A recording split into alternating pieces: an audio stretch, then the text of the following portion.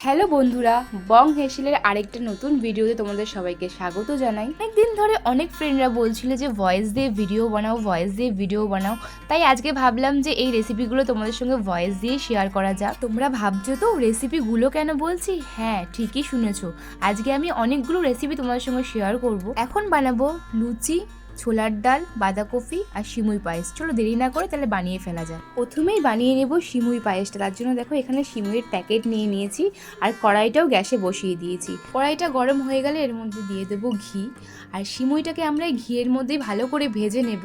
জানো তো, আমার এই সিমুই পায়েসটা খেতে খুবই ভালো লাগে।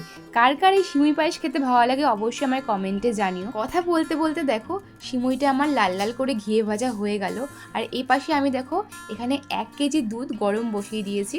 এই দুধটা দিয়েই হবে সিমুই পায়েস। তোমরা তো জানোই বং হেসেলের ইউটিউব ফ্যামিলিতে আমাদের 100 ফ্যামিলি মেম্বার কমপ্লিট হয়ে গেছে। তার জন্য থ্যাংক ইউ সো মাচ। আর তোমরা কে কোন রেসিপি ভিডিও দেখতে চাও অবশ্যই আমাকে কমেন্টে জানিও।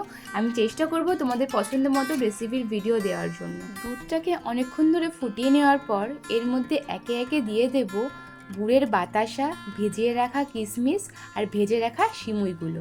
এরপর কিছুক্ষণ ফুটিয়ে নিলেই রেডি হয়ে যাবে আমাদের টেস্টি সিমুই পায়েস।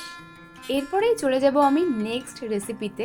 এখন আমি বানাবো বাঁধাকপি। সেজন্য প্রথমেই দেখো কড়াইতে তেল গরম করে ফোড়নের জন্য আমি দিয়ে দিলাম গোটা গরম মশলা, তেজপাতা, 5 ফোড়ন দিয়ে হালকা ভেজে নেব। আর আগে থেকেই আমি বাঁধাকপিটা কেটে সিদ্ধ করে রেখেছি, আর এখানে আলু আর টমেটোও কেটে নিয়েছি। সিজনে তো আমরা সবাই বাঁধাকপি খাই, কিন্তু যখন অফ সিজনে বাঁধাকপি হয় না তখন খেতে খুবই টেস্টি লাগে। আর লুচি দিয়ে বাঁধাকপি আমার বেশ ভালোই লাগে। তোমাদের কার কার ভালো লাগে অবশ্যই কিন্তু কমেন্টে জানিও। অনেকদিন ধরেই বাঁধাকপিটা ফ্রিজে রাখা ছিল, ভাবছিলাম করব কিন্তু করা হচ্ছিল না, তাই ভাবলাম আজকে লুচির সাথে বাঁধাকপিটা করে ফেলা যায়। এইদিকে দেখো আলুটা আমাদের লাল লাল করে ভাজা হয়ে গেছে। এবার একে একে সব মশলা দিয়ে ভালো করে নেড়েচেড়ে কষিয়ে নেব। এরপরে আমি এর মধ্যে দিয়ে দেবো কেটে রাখা টমেটো আর অল্প একটু জলটা দিয়ে ভালো করে আবার কষিয়ে নেব। জানো তো আমার মা কি বলে, মশলা যতক্ষণ ধরে বেশি বেশি কষাবো রান্নার স্বাদও যেন দ্বিগুণ হয়। তাই জন্য আমি এখানে অল্প অল্প করে জল দেবো আর একটু একটু করে কষিয়ে নেবো। দেখো কি সুন্দর কালার এসেছে, আর মশলার গা দিয়ে তেলও ছেড়ে দিয়েছে। এরপরে এর মধ্যে সেদ্ধ করে রাখা বাঁধাকপিগুলো আমি দিয়ে নাড়াচাড়া করে নেব। কিছুক্ষণ নাড়াচাড়া করার পরই এর মধ্যে সামান্য পরিমাণে চিনি আর ঘি দিয়ে নামিয়ে ফেলে রেডি আমাদের বাঁধাকপি। এরপর বানাবো আমরা ছোলার ডাল, যেটা ছাড়া লুচি সত্যিই অসম্পূর্ণ।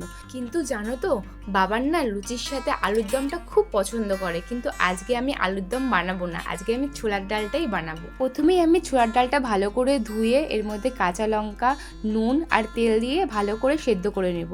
আর এইদিকে দেখো আমি কড়াইতে তেল গরম করে এর মধ্যে গোটা জিরে, শুকনো লঙ্কা, তেজপাতা ফোড়ন দিয়ে ভালো করে নাড়াচাড়া করে নিয়ে এর মধ্যে দিয়ে দেবো আমি কেটে রাখা নারকেলের টুকরো। ছোলার ডালে নারকেল দিলে একটা আলাদাই স্বাদ লাগে, তাই নারকেলটা সত্যি আমার খুব ভালো লাগে। তো এখানে নারকেলটা একটুখানি লাল লাল করে ভেজে নেব। তারপর এর মধ্যে টমেটো কুচি আর সব মশলা দিয়ে ভালো করে কষিয়ে নেব। অনেক ফ্রেন্ডরাই আমাদের চ্যানেলে আছো যারা খুব ভালো ভালো রান্না পারো।